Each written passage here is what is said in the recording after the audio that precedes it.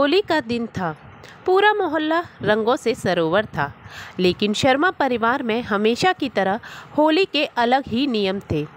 इस घर में बहुएं सास के साथ होली नहीं खेलती थी। यह परंपरा सदियों से चली आ रही थी, पर इस बार घर की नई बहू नेहा को इस परंपरा से कोई फर्क नहीं पड़ता था। सुबह सुबह नेहा ने अपनी सास सुधा देवी को गुलाल लगाना चाहा, लेकिन पूरे घर में सन्नाटा छा गया। देवरानी, जेठानी, नंदें सबकी आंखें फटी की फटी रह गईं। किसी ने सोचा भी नहीं था कि कोई बहू सास को रंग लगाने की हिम्मत कर सकती है। पर नेहा ने सुधा देवी की ओर गुलाल बढ़ाया और एकदम हल्के से उनके गाल पर मल दिया।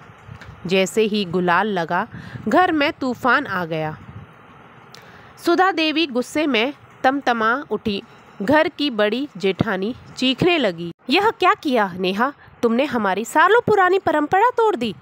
नेहा चौंक गई। उसे लगा था कि यह बस एक त्योहार है, इसमें इतनी बड़ी बात क्या होगी। लेकिन तभी कुछ अजीब हुआ। सुधा देवी के चेहरे का रंग अचानक बदल गया। उसके शरीर में अजीब सी कंपकपी होने लगी और उसकी आंखें लाल हो गईं। घर की सबसे बुजुर्ग महिला दादी सास घबरा कर बोली, अरे नहीं, तुमने यह क्या कर दिया? इसे रोकने की बहुत कोशिश की थी। नेहा घबरा गई। क्या? किसे रोकने की कोशिश की थी? तभी घर की बिजली झपझपाने लगी और हवाएं अजीब सी तरीके से घर के अंदर बहने लगी। दादी सास कांपते हुए बोली, यह घर एक श्राप से बंधा हुआ है। जो भी बहू पहली बार अपनी सास को होली के दिन रंग लगाती है, उस पर एक भयानक आत्मा हावी हो जाती है। नेहा को यकीन नहीं हुआ, लेकिन उसने सामने ही सुधा देवी के शरीर में कुछ अजीब बदलाव आने लगे।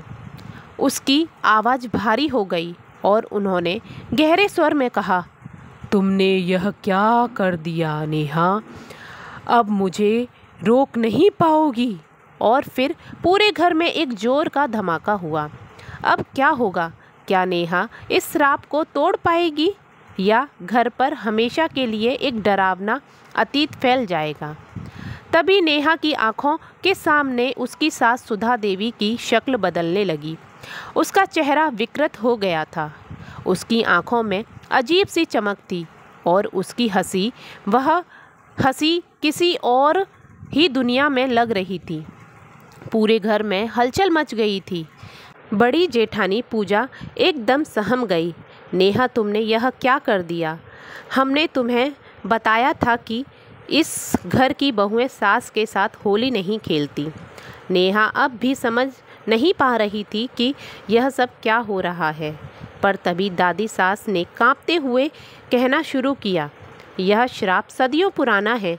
हमारे पूर्वजों ने हमें चेतावनी दी थी कि कोई भी बहू अगर अपनी सास को रंग लगाएगी तो घर की सबसे बड़ी औरत पर एक प्राचीन आत्मा कब्जा कर लेगी, और वह आत्मा कोई आत्मा नहीं बल्कि एक पिशाचनी है। नेहा का दिल जोर जोर से धड़कने लगा। उसे अब एहसास हुआ कि वह कितनी बड़ी मुसीबत में फंस चुकी थी। नेहा ने हिम्मत जुटाकर पूछा, यह श्राप क्या कोई तोड़ नहीं है? दादी सास ने डरते डरते कहा, एक ही रास्ता है। हमारे पूर्वजों ने एक पुरानी किताब में इस आत्मा को रोकने का उपाय लिखा था, पर वह किताब अब खो चुकी है। नेहा ने तुरंत घर के पुराने सामान खंगालने शुरू कर दिए। अचानक उसे स्टोर रूम में एक पुराना संदूक मिला। संदूक खोलते ही उसे एक धूल से भरी किताब दिखी। उस किताब का नाम था श्रापित होली।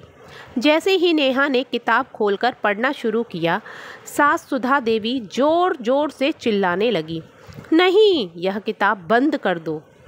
पर नेहा अब पीछे नहीं हटने वाली थी।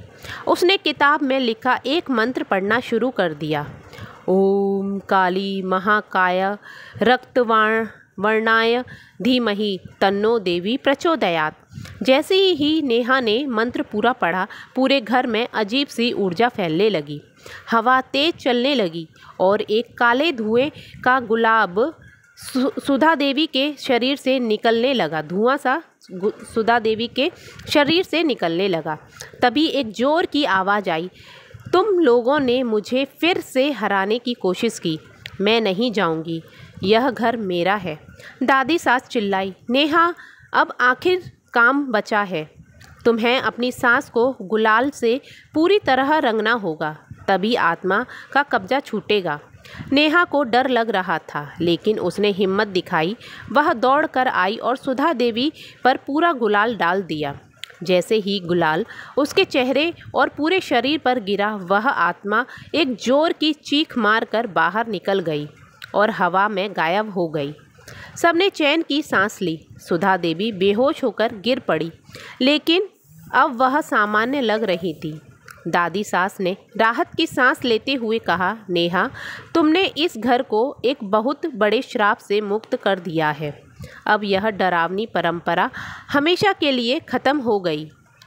अंत में उस दिन के बाद शर्मा परिवार में होली की परंपरा बदल गई। अब हर साल सास बहू मिलकर होली खेलती थी, क्योंकि उन्होंने जाना कि रंगों का त्यौहार प्यार और खुशी का होता है, न कि डर और श्राप का। तो फ्रेंड्स, ये कहानी आपको कैसी लगी मुझे कमेंट कर और मेरे चैनल को सब्सक्राइब कर मुझे ज़रूर मोटिवेट करिएगा। Thank you so much.